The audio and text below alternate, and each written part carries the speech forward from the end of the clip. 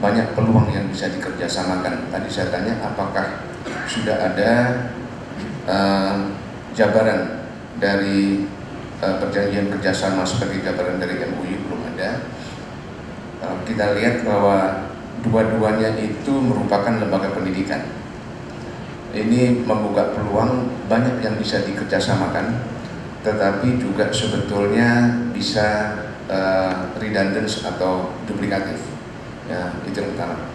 Oleh karena itu, di luar itu juga sebetulnya membuka peluang, misalnya penyelenggaraan pengkajian, seminar.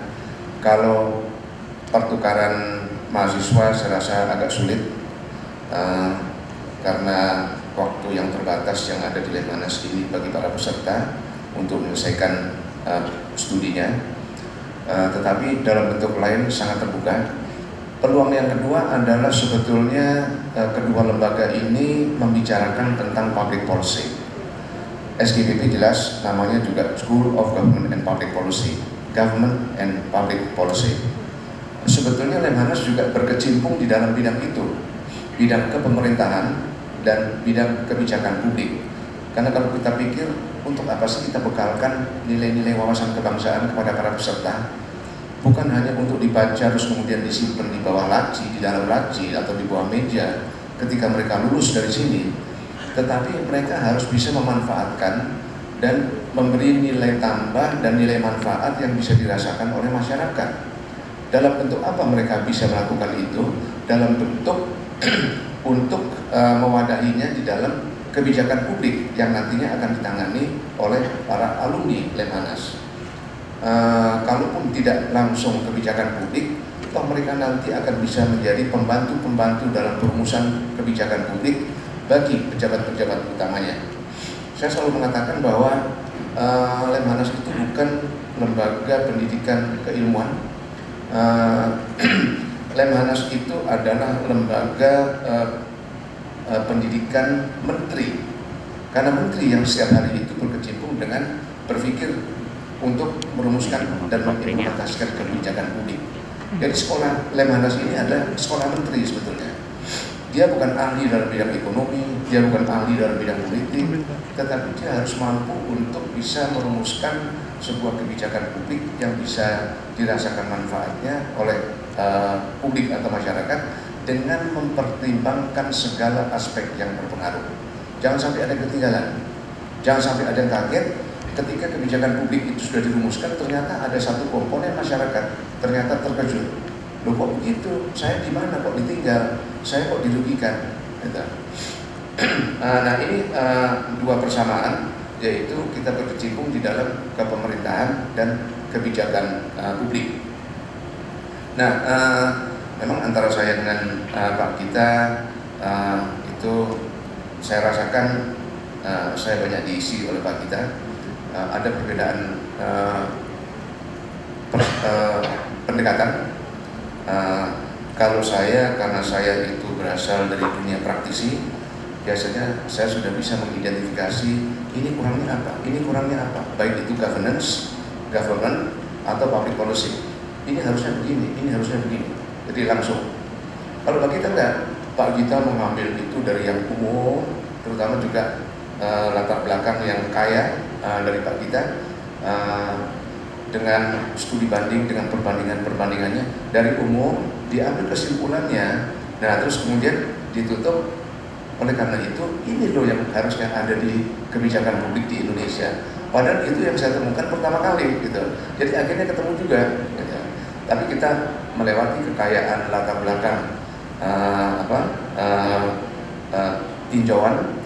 Kalau saya langsung awalnya memang itu waktu itu ada pengalaman kita Pak, bahwa kebijakan publik itu harus, lulusan dari kebijakan publik itu harus banyak memasuki wilayah di luar fungsi kebijakan publik, gitu kan. Saya agak menurut saya kalau kita buat apa pendidikan kebijakan publik, tapi pada akhirnya memang itu diambil pelajarannya sehingga untuk dimasukkan tuh kan. Jadi memang untuk mempengaruhi, karena domain atau dunia di luar kebijakan publik akan mempengaruhi kebijakan publik itu sebetulnya. Padahal saya langsung potong kompas, Pak, ini kita yang Pak Gita tuju sebagai garis finish, saya sudah ada di garis finish. Nah itu perbedaannya, dan kita saling mengisi. Pak Gita ini bisa berbicara dalam banyak aspek pengetahuan. Beliau aktif di dalam dunia pendidikan, punya concern dan perhatian besar dalam dunia pendidikan. Beliau juga mungkin lebih banyak bahwa lingkup kepakarannya ada dalam wilayah atau bidang ekonomi, dilengkapi dengan pengalamannya sebagai praktisi dalam kapasitas sebagai Menteri Perdagangan. Kemudian juga bisa bicara tentang keterkaitan dari berbagai aspek tersebut. Jadi banyak yang bisa kita ambil dari Pak Gita pada pagi hari ini. Oleh karena itu juga kita mengundang Pak Gita untuk berbicara tentang masa depan Indonesia di dalam era COVID-19. Sebetulnya bisa bicara apa saja. Kalau mau diletakkan di bawah satu judul, maka Pak Gita akan berbicara tentang geopolitik. Geopolitik, dan karena geopolitik dunia sekarang ini sangat dipengaruhi oleh adanya COVID. Oleh karena itu maka judul lengkapnya adalah geopolitik dalam era COVID-19. Perkembangan dunia dalam beberapa tahun terakhir ini, dan saya akan coba menggambarkan apa yang kemungkinan bisa kita antisipasi ke depan untuk Indonesia dan dunia. Kalau kita lihat dalam konteks polarisasi yang semakin meningkat antara Asia dengan Amerika Serikat ataupun Tiongkok dengan Amerika Serikat, ini sebetulnya bisa digambarkan dalam konteks pergerakan ukuran perekonomian Asia dibanding Amerika Serikat ataupun dunia Barat. Dari tahun 0 sampai tahun 1800 itu India dan Tiongkok khususnya mewakili lebih dari 50% dari kue ekonomi dunia. Namun karena terjadinya kolonialisme, telah terjadi abrasi atau anomali yang sangat spektakuler, dan konsekuensinya adalah menurunnya skala perekonomian Asia yang dilambangkan oleh ekonomi Tiongkok dan ekonomi India, di mana selama kurang lebih 200 tahun terakhir, sejak tahun 1800 sampai tahun 2000-an, itu ekonomi Amerika Serikat dan dunia Barat lainnya, termasuk negara-negara demokrasi liberal, itu merupakan lebih dari 50% kue ekonomi dunia. Tapi dalam beberapa tahun terakhir kita melihat semenjak masuknya Tiongkok dalam bungkusan WTO atau World Trade Organization di tahun 2001 dan terjadinya anomali 9/11 atau 9/11 yang membawa Amerika jauh lebih sibuk daripada sebelum-sebelumnya di Timur Tengah, dan dengan penggelontoran dana yang begitu besar, beberapa triliun dolar, telah membuahkan peluang dan kesempatan untuk Tiongkok itu bisa beranjak ke posisi yang jauh lebih besar, jauh lebih tinggi dibanding tahun-tahun sebelumnya. Bahkan kalau kita hitung dengan pendekatan purchasing power parity adjusted, untuk hitungan PDB atau ekonomi Tiongkok ditambah hitungan ekonomi India, ditambah hitungan ekonomi Asia atau negara-negara Asia lainnya, sekarang Asia sudah merupakan lebih dari 50% dari kue ekonomi dunia secara PPP adjusted atau apabila sudah disesuaikan dengan daya beli. Tapi kalau secara nominal, ukuran ekonomi Asia itu masih di bawah 50% dibandingkan Amerika Serikat dan negara-negara demokrasi liberal lainnya. Nah, ini yang mungkin dan yang lebih mengpunctuate atau menggarisbawahi polarisasi percakapan ini justru yang tidak diantisipasi, namanya COVID-19. COVID-19 ini sangat telah membuahkan disrupsi dari sisi daya beli dan juga disrupsi dari sisi daya produksi, di mana rantai pasok sudah terdisrupsi dan juga daya beli atau demand itu sudah collapse atau terdisrupsi. Gambaran yang saya ingin ilustrasikan untuk masa atau era pasca COVID-19 itu terdiri dari beberapa atribut. Yang pertama tentunya akan terus terjadinya deselerasi pertumbuhan ekonomi dunia. Ini lebih dikarenakan collapse atau menurunnya daya beli atau aggregate demand. Atribut kedua tentunya adalah menurunnya produksi, menurunnya produktivitas, lebih dikarenakan telah terjadinya disrupsi terhadap rantai pasok atau supply chain. Yang kedua, multilateral yang lebih besar. Nah, ke depan tentunya ini akan tercermin dalam negosiasi, diskusi, bahkan diskursus mengenai kerjasama ekonomi, kerjasama perdagangan, kerjasama investasi, dan oleh karena itu kita sudah lihat dan kita akan terus melihat kecenderungan untuk meningkatnya proteksionisme dan nasionalisme, dan ini akan sangat tercermin dalam percakapan-percakapan yang semestinya sangat berpengaruh terhadap kesejahteraan masyarakat luas. Atribut yang terakhir ini adalah apa yang sudah kita lihat dalam beberapa bulan terakhir, ini yang saya sebut decoupling. Decoupling atau perceraian atau dikotomi antara Tiongkok dengan Amerika Serikat. Dan ini sudah mulai kelihatan tentunya riak-riak di perbatasan antara Tiongkok dengan India, di Laut Cina Selatan, di Laut Cina Utara, di Taiwan, bahkan baru saja kemarin telah keluar legislasi di Tiongkok, di mainland, untuk menentukan sikap terkait dengan ekspresi atau kebebasan ekspresi pandangan di Hong Kong. Nah, ini tentunya akan sangat berdampak terhadap bukan hanya dunia usaha di Hong Kong, tapi penyikapan dari negara-negara demokrasi liberal, khususnya Amerika Serikat dan Inggris terhadap Hong Kong, yang mana selama ini semenjak kesepakatan antara Inggris dengan Tiongkok di tahun 1997 agar Tiongkok itu tetap menghormati one country two system atau dua sistem yang eksis di Tiongkok dan di Hong Kong selama 50 tahun ke depan sampai tahun 2047, ini sudah telah terjadi akselerasi penyikapan-penyikapan unilateral dari Tiongkok untuk membatasi apapun political freedom atau kebebasan politik yang selama ini eksis di Hong Kong.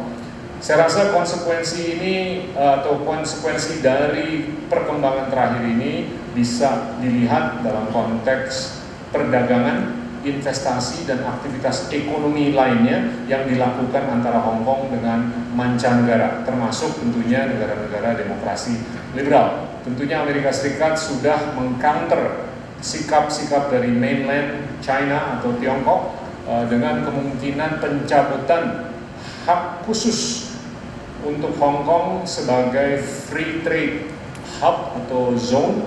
Nah, ini kalau dicabut tentunya ini akan sangat berdampak terhadap rantai perdagangan, rantai aktivitas ekonomi antara Hong Kong dengan banyak mancanegara di dunia, khususnya di Asia Tenggara. Nah, kalau kita lanjut ke depan, decoupling ini, dalam era decoupling antara Tiongkok dengan Amerika Serikat, di mana Indonesia harus memposisikan dirinya.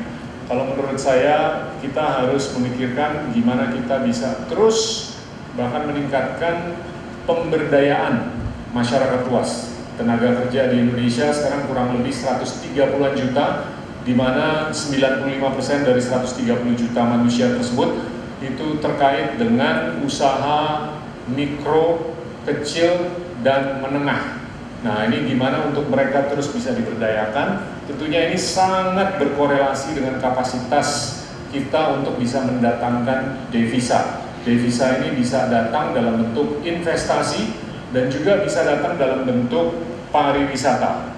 Dan kalau menurut saya Indonesia ini masih bisa mengedepankan semangat-semangat pariwisata untuk kepentingan peningkatan soft power Indonesia, di mana kalau Indonesia benar-benar bisa menjadi perekonomian terbesar nomor 4 di dunia di tahun 2040 atau bahkan sampai tahun 2045, ini agak disayangkan kalau kita tidak bisa meningkatkan relevansi kita dalam konteks percakapan atau pembicaraan kawasan ataupun kawasan dunia. Bahkan sekarang kita sudah merupakan nomor 16 terbesar di dunia, oleh karena itu kita masuk dalam grouping atau kumpulan G20. Tapi kalau menurut saya ini masih bisa dikorelasikan dengan kapasitas kita untuk bisa melebarkan sayap dalam diskusi-diskusi multilateral. Dan ini kalau menurut saya kunci bukan hanya untuk pemberdayaan tenaga kerja, pemberdayaan masyarakat luas, tapi kunci untuk meningkatkan relevansi Indonesia dalam konteks wilayah dan internasional. Dan yang kedua tentunya gimana kita bisa meningkatkan inklusi keuangan. Kalau kita bandingkan inklusi keuangan di Indonesia itu kurang lebih hanya 50%. Itu angka terkait dengan teman-teman di Indonesia yang berusia 15 tahun dan atas yang punya akses ke rekening bank atau punya akses ke modal. Dibandingkan Singapura di mana angka atau tingkat inklusi keuangannya itu kurang lebih 98%, dan negara-negara ASEAN lainnya termasuk Malaysia, Thailand, dan Filipina itu angkanya jauh di atas 50%.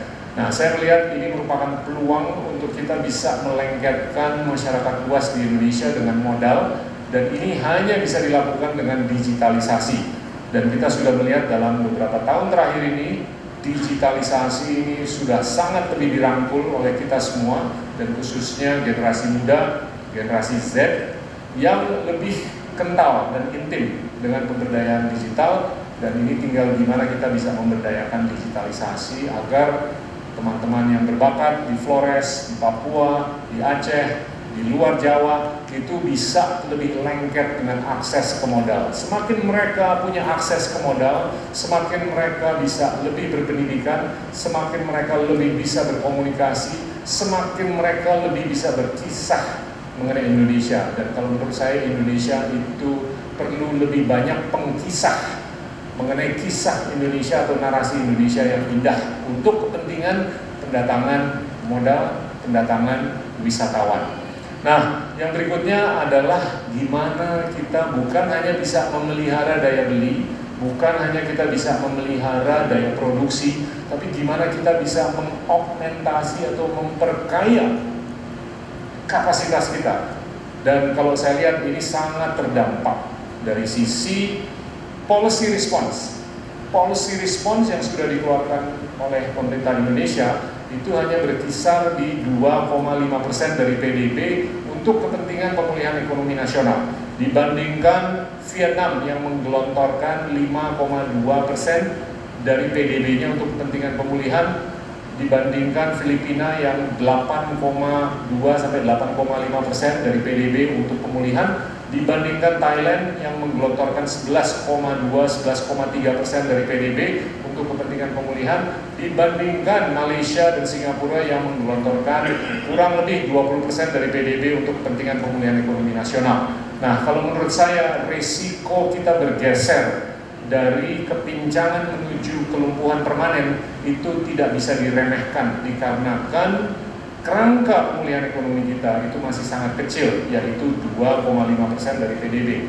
Dan kita bisa melihat di daya beli itu tentunya terkait dengan puluhan juta anggota dari kelompok UMKM yang sudah tidak bisa berdaya atau tidak bisa diberdayakan. Yang paling nyata adalah tukang cukur kita. Kita udah nggak bisa dicukur lagi rambutnya selama 4 bulan terakhir.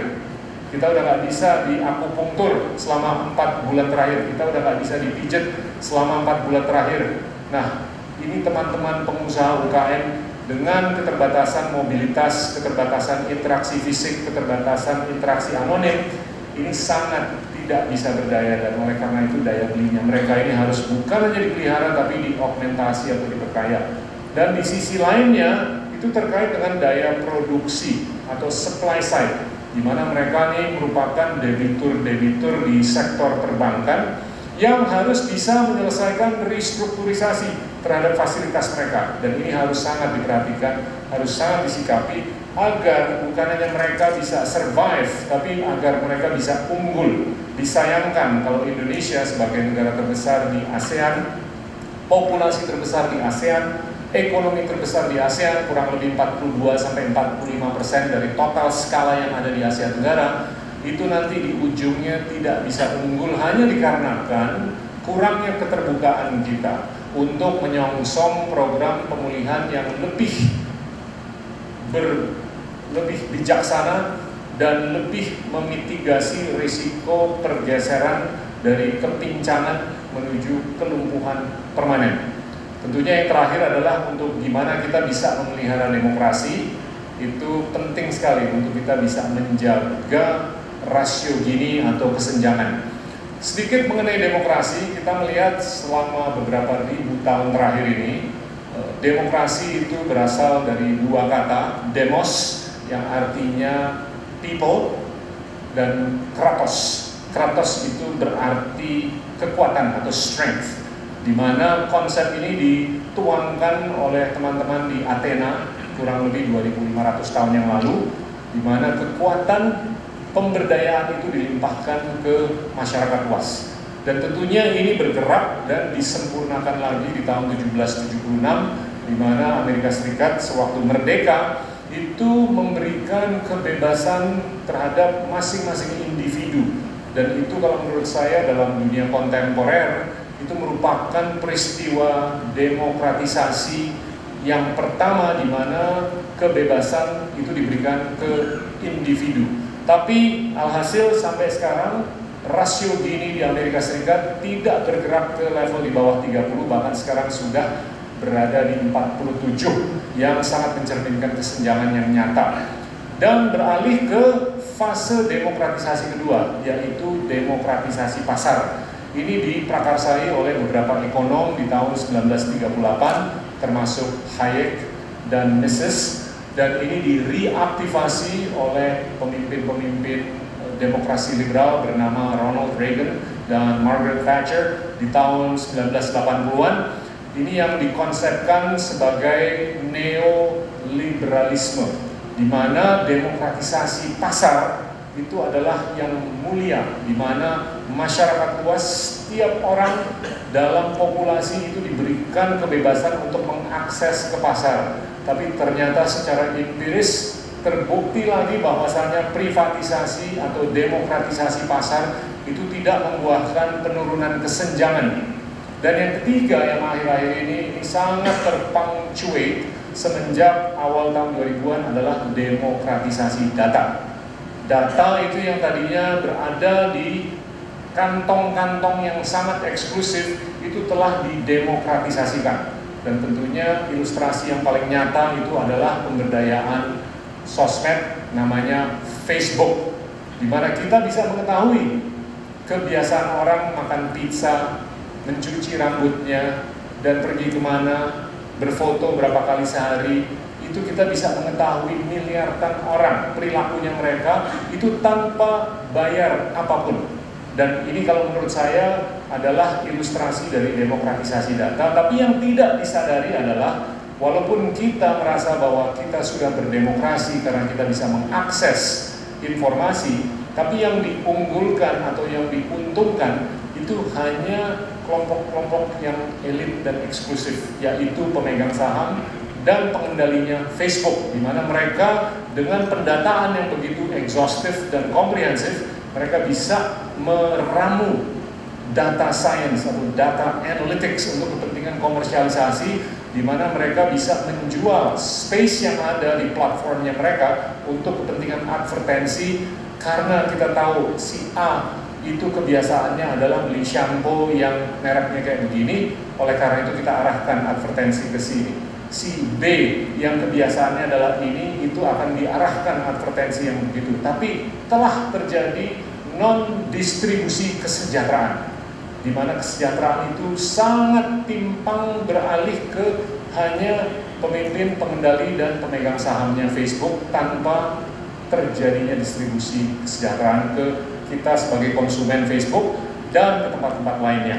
Nah, jadinya secara sederhana demokratisasi yang telah terjadi dalam 3 fase ini tidak membuahkan, kalau menurut saya, kesejahteraan yang menyeluruh, kesejahteraan yang terdistribusi, dan ini sangat secara empiris tercermin dalam rasio Gini yang semakin mencuat ke atas atau semakin menganga. Lanjut. Ini sedikit ilustrasi mengenai Indonesia dibandingkan negara-negara ASEAN lainnya, di mana marginal productivity kita atau produktivitas marginal kita itu masih berada di level kurang lebih $24.000 per orang per tahun. Ini adalah kapasitas rata-rata orang Indonesia untuk memproduksi barang dan jasa per tahun dan per orang. Dibandingkan Singapura yang berada di $150.000, dibandingkan negara-negara ASEAN lainnya termasuk Thailand dan Malaysia yang berada di level jauh di atas 24.000. Tentunya dalam konteks peningkatan bilateralisasi dan penurunan multilateralisasi yang dibutuhkan untuk bernegosiasi secara bilateral itu adalah kecerdasan dan keunggulan, dan itu sangat tercermin secara empiris dalam konteks produktivitas marginal. Semakin kita tidak memiliki produktivitas marginal yang tinggi, semakin kita akan terkompromi atau terkooptasi, dan ini kalau menurut saya harus sangat disikapi, dan alhamdulillah pemerintah Indonesia sudah mulai semenjak tahun 2009 menggelontorkan dana yang sangat berarti untuk kepentingan pendidikan. Tinggal ketepatan sasaran dan kecepatannya ini yang harus disikapi agar kita bisa lebih melihat pergerakan secara positif untuk marginal productivity kita menuju angka-angka yang jauh lebih tinggi, agar kita bisa melakukan bilateralisasi lebih efektif dan efisien. Kalau kita lihat pengetnya dalam 3 tahun terakhir ini tidak terlalu cerah, bahkan agak sedikit plateau, bahkan sedikit menurun, dan ini kalau menurut saya satu dari beberapa hal yang sangat harus disikapi, karena penting sekali untuk kita bisa mendatangkan devisa. Dan yang lebih menarik lagi, kalau kita lihat itu adalah angka FDI per orang. Kalau kita lihat di bawah ini, Singapura, angka yang didatangkan sebagai penanaman modal asing, kalau dibagikan jumlah populasi Singapura, itu FDI per personnya itu lebih dari $18.000 di kiri bawah. Sedangkan Malaysia $271, sedangkan Vietnam sudah $162. Vietnam bisa mendatangkan $162 per orang dalam konteks investasi penanaman modal asing, sedangkan Indonesia hanya $91.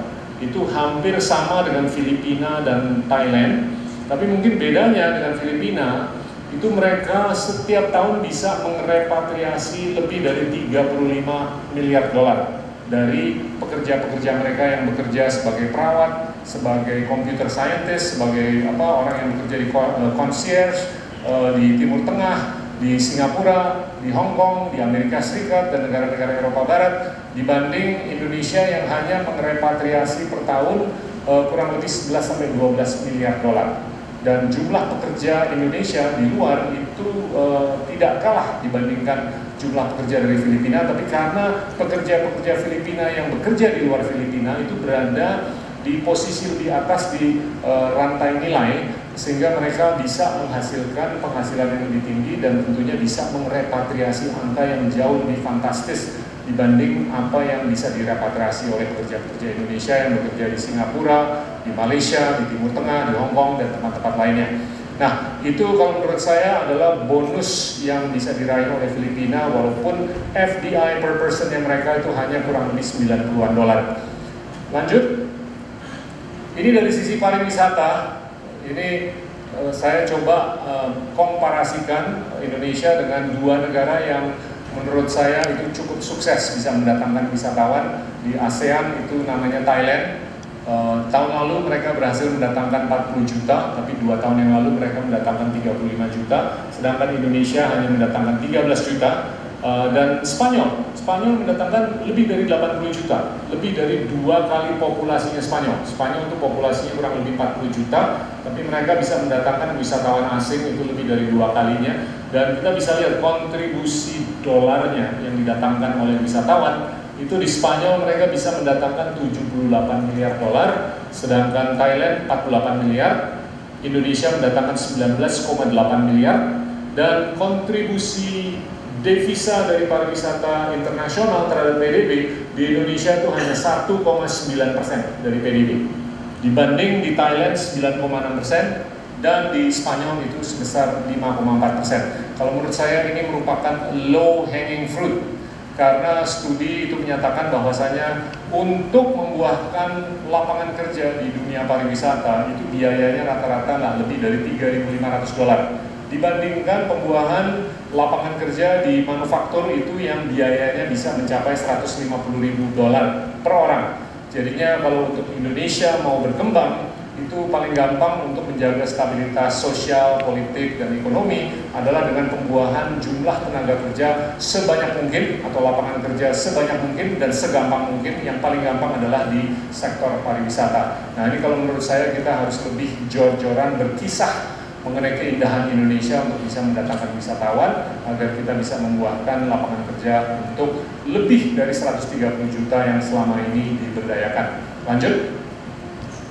Ini gambaran yang tadi saya sudah ilustrasikan dalam konteks rasio Gini, Indonesia di 39, Tiongkok di 49, dan Amerika Serikat di 47. Dan semenjak tahun 2009, ini kita dari 37 sempat naik ke 42, tapi alhamdulillah turun ke 39. Tapi kalau menurut saya ini masih harus terus diturunkan untuk Indonesia dari 39, dan kalau menurut saya ini decoupling atau perceraian antara Tiongkok dengan Amerika Serikat ini akan semakin merumitkan kehidupan sehari-hari dikarenakan internalnya mereka juga itu ada isu-isu sosial atau prospek atau peluang isu-isu sosial hanya karena kesenjangan yang belum terkendalikan. Lanjut. Kesimpulan, kita harus fokus untuk meningkatkan produktivitas marginal, kita harus fokus untuk meningkatkan inklusi keuangan, kita harus fokus untuk menurunkan rasio Gini, dan tentunya kita bisa mulai dari low hanging fruitnya yang merupakan pendatangan investasi dan pendatangan wisatawan dengan skala yang jauh lebih besar. Tapi saya juga cukup realistis dalam konteks kebutuhannya berapa dan kesiapannya kayak gimana. Nah, kalau kita lihat apa yang sudah dilakukan oleh perekonomian negara maju, Amerika Serikat, Uni Eropa, Jepang, Inggris, dan Tiongkok, itu mereka sudah melakukan pelonggaran kuantitatif lebih dari 24 triliun dolar semenjak tahun 2009. Waktu itu 2009 tentunya ditetapkan untuk merescue sektor otomotif, perbankan, dan jasa keuangan di Amerika Serikat. Dan ini di Amerika Serikat dalam 3 bulan terakhir atau 2-3 bulan terakhir mereka sudah melakukan pencetakan uang kurang lebih 3 triliun dolar. 3 triliun dolar itu sebagai ilustrasi 50.000 triliun rupiah. Nolnya udah nggak kehitung berapa banyak. Tapi kalau saya lihat di Indonesia, ini dikarenakan keterbatasan mobilitas dan aktivitas fisik. Yang disayangkan adalah waktu krisis 98 dan 2008 yang menyelamatkan kita itu adalah UMKM. Tapi karena sekarang tidak adanya mobilitas selama 3-4 bulan terakhir, itu yang paling kena justru UMKM. Nah, sebagai gambaran, UMKM itu memberdayakan 225 juta tenaga kerja dari 130 juta tenaga kerja yang ada di Indonesia. Dan kalau saya hitung termasuk tukang cukur saya, termasuk yang akupunktur, termasuk yang mijet, termasuk yang jualan ayam, kain di pasar dan segalanya yang nggak bisa jualan selama ini, itu kurang lebih 30% dari 125 juta itu udah nggak berdaya lagi, dan mereka udah nggak bisa diberdayakan. Termasuk banyak juga petugas atau pekerja di pabrik yang tidak diperbolehkan untuk masuk ke pabrik karena adanya PSBB. Nah, gaji untuk 130 juta tenaga kerja menggunakan UMR saja itu 324 triliun rupiah per bulan. Kalau 30% dari itu udah kurang lebih 100 triliun per bulan. Nah, kalau kita mau melihat secara bijaksana, jaring pengaman sosial, itu minimum kita harus siapkan untuk 6 bulan. 6 bulan dikalikan 100 triliun per bulan, itu sudah 600 triliun. Dan saya berpandang bahwa Ya, kalau kerangka pemulihan ekonomi nasional itu hanya 405 triliun dan komposisinya dari 405 yang sudah diumumkan itu adalah 75 triliun untuk kesehatan, 110 triliun untuk UMKM, untuk jaring pengaman sosial, dan 150 triliun untuk UMKM, 70 triliun untuk insentif pajak. Sangat kurang. Karena kalau menurut saya untuk kesehatan saja itu butuh 300-400 triliun. Kalau kita memang mau menunjukkan kesiapan. Sekarang kenyataannya kita tidak dianggap siap oleh dunia internasional. Kalau kita lihat ranking dari Forbes, kesiapan kita tuh nomor 97 dari 100 negara. Hanya dikarenakan atau mungkin dikarenakan satu dari beberapa hal. Satunya ini adalah dilakukannya testing yang sangat minim. Kita hanya melakukan testing kurang lebih 1.700 per 1 juta. Dibanding Amerika Serikat, Singapura sebesar 70.000 per 1 juta. Dibandingkan Korea Selatan dan Malaysia sebesar 20.000 per 1 juta. Nah, walaupun mereka masih kacau, tapi mereka dianggap menyiapkan diri. Oleh karena itu, mereka masih bisa dikunjungi. Nah, karena kita dianggap tidak siap, kita tidak bisa dikunjungi oleh wisatawan internasional. Oleh karena itu, kita tidak bisa mendatangkan investor, kita tidak bisa mendatangkan wisatawan. Nah, kalau kita lihat dari daya beli, UMKM-nya aja 600 triliun per 6 bulan. Karena kesehatannya 300-400. Jadi di daya beli aja itu kalkulasi kami itu kurang lebih 1.000 triliun. Sedangkan di sisi produksi atau sisi pasok atau supply side itu kalau saya lihat portfolio perbankan nasional itu kurang lebih 6.000 triliun. 30% itu sudah memerlukan restrukturisasi. Mereka udah pusing, nggak tahu gimana bayar bunga, apalagi pokok, karena pabriknya tutup, karena udah nggak bisa nyukur rambut lagi. Dan jangan lupa dari 6.000 triliun rupiah yang ada di neracanya perbankan, 1.100 triliun itu terkait dengan UMKM. Dan ini mereka yang paling terdampak selama ini.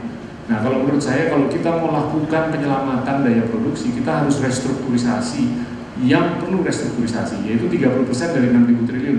Itu udah 1.800 triliun. Tapi itu nggak perlu cash. Yang diperlukan justru modal kerja. Dan modal kerja itu hitungannya 20% dari jumlah restrukturisasi. Modal kerjanya itu 20% dari 1.800 triliun, kurang lebih 360 triliun. Jadi cash yang dibutuhkan adalah 1.000 triliun untuk daya beli, untuk memastikan kita ada N95, ada ventilator, ada vitamin C, ada perawat yang berpendidikan, dokter yang ngerti, ada tempat tidur rumah sakit dan segalanya. Itu udah 300-400 triliun.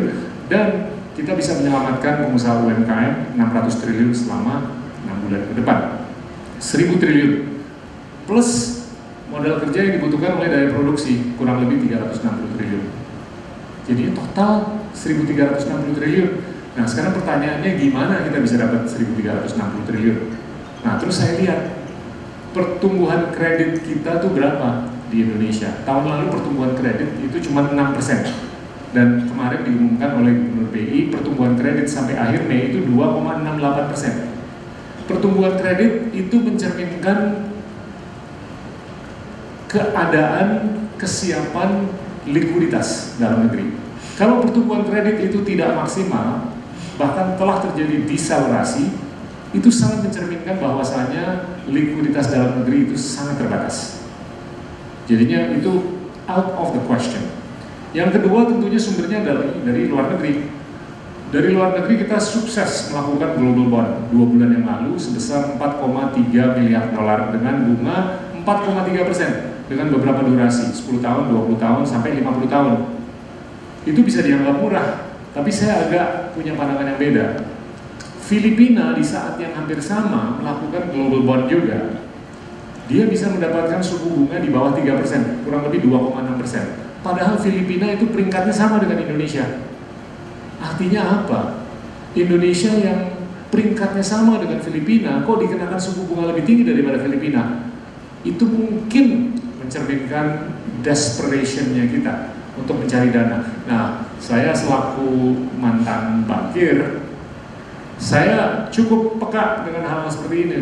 Kalau Indonesia sudah mau membayar suku bunga lebih tinggi daripada apa yang dibayar oleh Filipina, kedepannya kalau kita mau masuk lagi ke pasar mau mencari dana, ada kemungkinannya untuk kita akan dikenakan suku bunga yang lebih tinggi. Nah, apakah kita mau memikul resiko meminjam dengan denominasi atau mata uang yang asing dan dengan suku bunga atau biaya pendanaan yang lebih tinggi? Ya, saya kurang sepakat.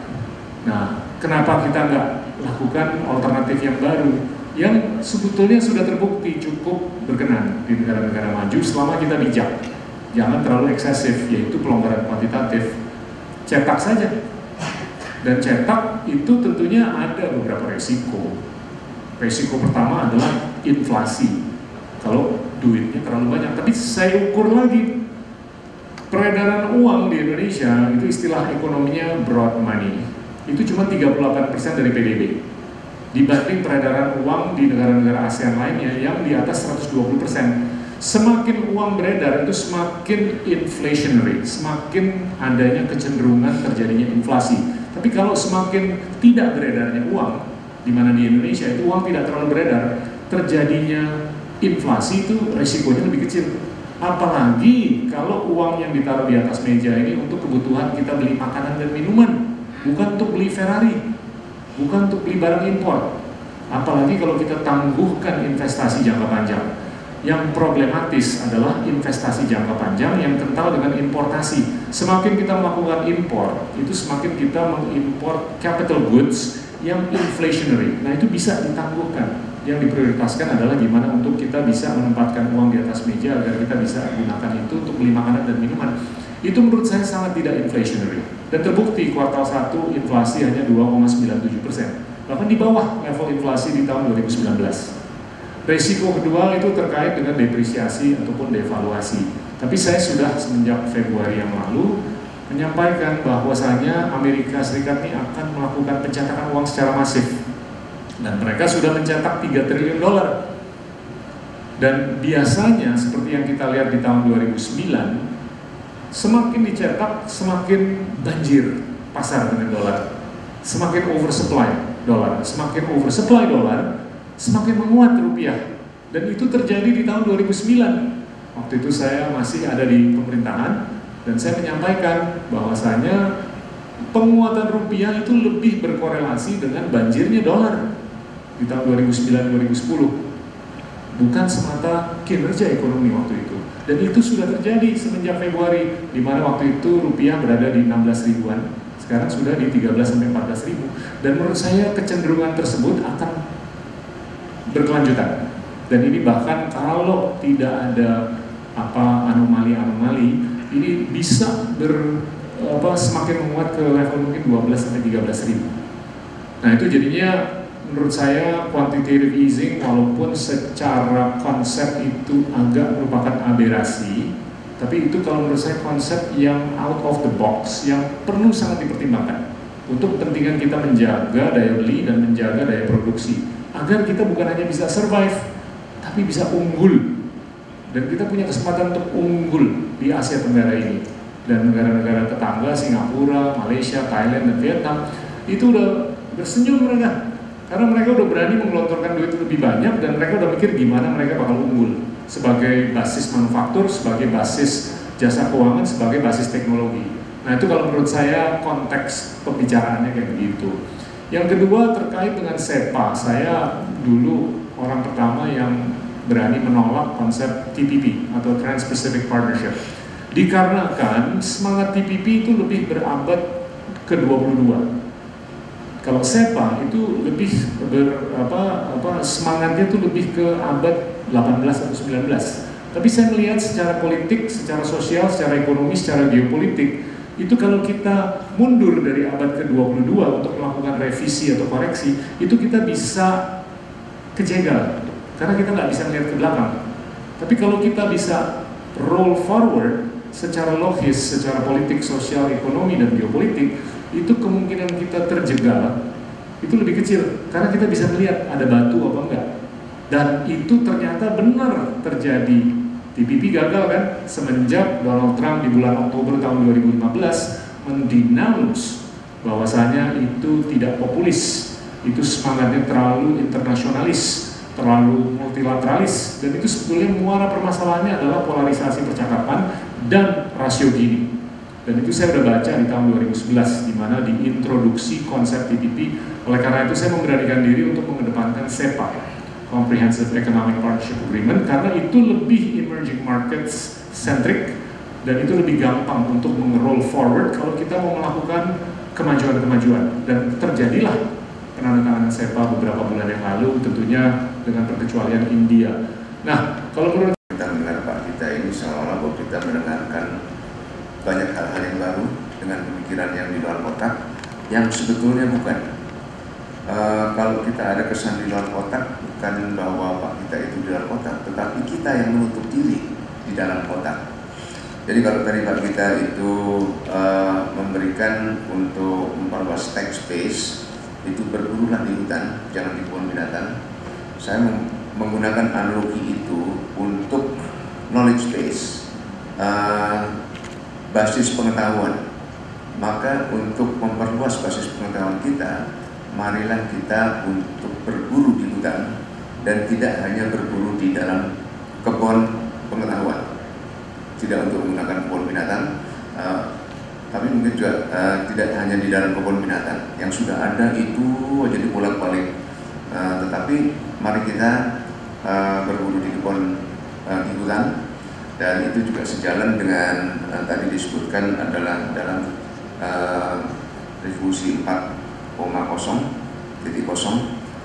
yaitu mari kita sudah mulai untuk berusaha mempunyai atau membangun pemikiran secara terbuka, hati secara terbuka, dan kemauan secara terbuka untuk bisa melihat hal-hal yang mungkin biasanya tidak terbiasa kita lihat, karena kita hanya berdiam di dalam kebun binatang, itu saja.